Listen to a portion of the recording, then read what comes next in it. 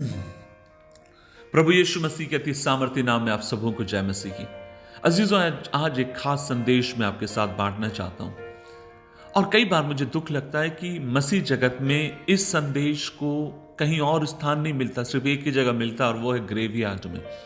जब किसी को दफनाया जाता है तब लोग आशा की बात करते हैं, तब लोग मसीह के दोबारा आगमन की बात करते हैं।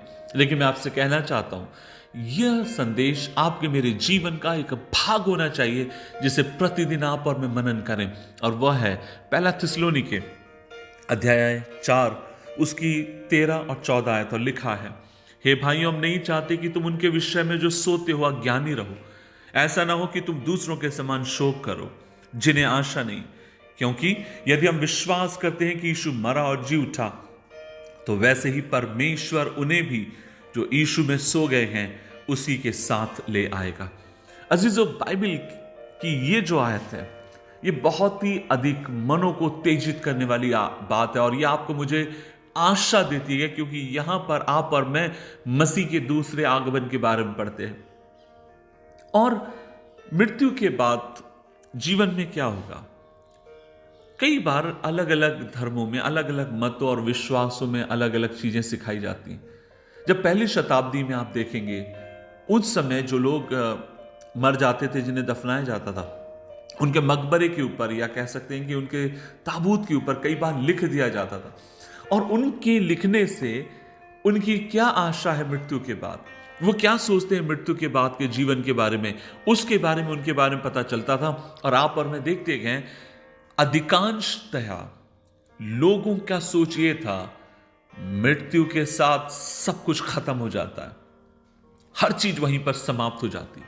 इसलिए लोग बहुत अधिक रोया करते, इसलिए लोग बहुत अधिक छाती पीटा करते, क्योंकि अब उन्हें लगता कि सब कुछ खत्म हो चुका है मौत के साथ। लेकिन मैं एक बात आपसे कहना चाहता हूं, यहां पर पौलुस एक खाली आशा पैदा करने की बात नहीं कर रहा इस पद में, लेकिन वह विश्वासियों को इस बात को याद दिलाता, और वो ये है, इस बात को थाम के रखो, हर एक विश्वासी जो यीशु पर विश्वास करता है, परमेश्वर ने उसे अनंत जीवन के लिए एक प्रतिज्ञा दी है। अजीजों, 14वीं आयत आपको मुझे याद दिलाती है कि हमारे पास पुनरुत्थान की आशा है। 16 आयत में हम पाते हैं कि यीशु मसीह की वापसी तय है और वह स्वयं बादलों पर आएगा, और उसे आप और मैं दूसरा आगमन की प्रतिज्ञा कह सकते हैं। मत्ती की किताब अध्याय 24, यूहन्ना अध्याय 14, इन सब में आप और मैं यीशु मसीह के दोबारा आगमन के बारे में पढ़ते हैं। तो परमेश्वर का वचन आपसे मुझसे ये भी कहता है, तो फिर एक विश्वासी होने के नाते हमें एक दूसरे को याद दिलाना है, एक दूसरे को हमें प्रोत्साहित करना है कि हमारा यीशु बादलों पर आएगा और एक दिन मैं अपने मसीह के साथ मिलूंगा।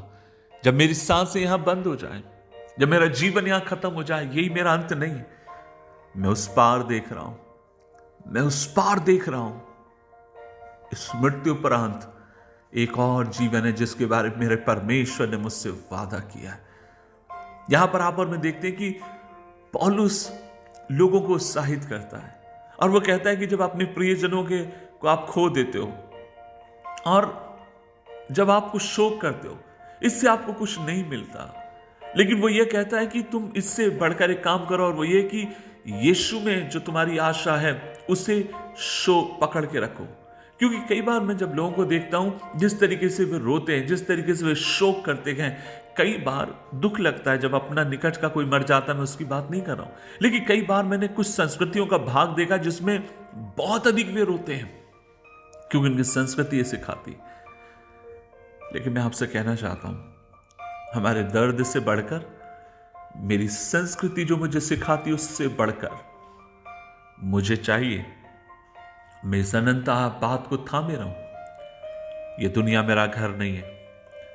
एक दिन जब मेरे आंसू बंद कर दिए, एक दिन जब मेरी आंखें बंद हो जाएंगी, मैं अपने पिता के सामने जाऊंगा, मैं अपने परमेश्वर के साथ युगानुग रहूंगा। मेरी बहन, तो कितने लंबे समय से तेरे घर में तकलीफ में है, परिवार से तुझे दुख मिला, पति से तुझे तकलीफें मिली, लोगों से मसीह के कारण तुझे निंदाएं मिली, और तुझे लगता है तेरा जीवन ऐसे ही खत्म हो जाएगा। नहीं, एक अनंत आशा है।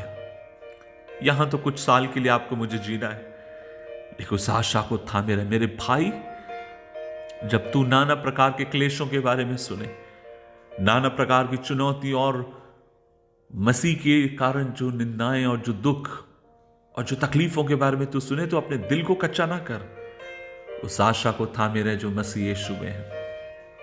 हमेशा मैं इस बात की गवाही देता हूं, जब मेरी प्रिय मां इस दुनिया को छोड़ कर गई, मैं सच कहूं, प्रभु यीशु के बाद सबसे ज्यादा मेरा प्यार उसके लिए था। और आज जब वो दुनिया में नहीं है, तब भी कहीं ना कहीं पर उसके लिए बड़ा आदर मेरे मन में है। लेकिन वो आदर कभी मैं आराधना में बदलने नहीं देता हूं, क्योंकि मेरा आराधना अगर किसी कोई योग्य है तो प्रभु यीशु है।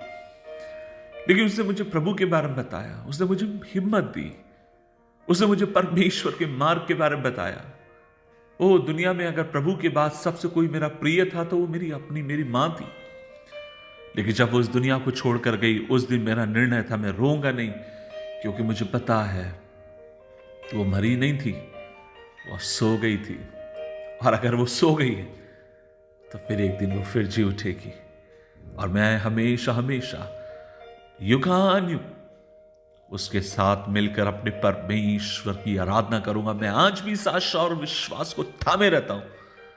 और मैं आपसे कहूं, सच कहना चाहता हूं, जब वो मरी थी, उसकी मृतक देह को जब मैं देख रहा था, अगर उस समय मेरा मृत्यु के प्रति विश्वास अगर मानो 40% था, तो आज मेरे पास 100% विश्वास है।